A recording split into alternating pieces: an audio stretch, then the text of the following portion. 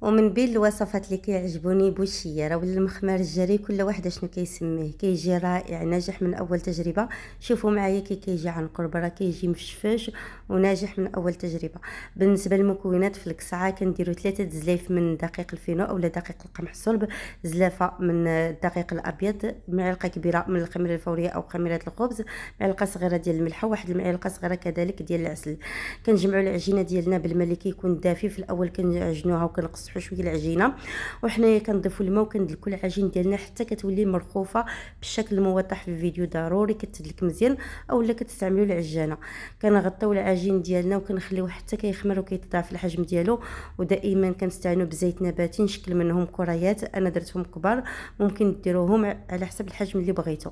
كنسخنوا المقله ثقيله وكنستعين هنايا بورق الزبده كندهنوه بزيت نباتي، وكنقرصوا العجين ديالنا كما كتلاحظوا معايا. ضروري تقرصوه، ما تخليوهش غليظ وفي نفس الوقت ما ترققوش بزاف. صافي كنستعينوا كما قلت لكم بورق الزبده، كنخليوه حتى كيتنبل، عاد كنقلبوا للجهه الاخرى حتى كتحمر لينا هكا الخبيزه ديالنا من جوج جهات. صافي وكنستمر بنفس الطريقه حتى كنكمل الكميه اللي عندي كيكون بالشكل الموضح في الفيديو.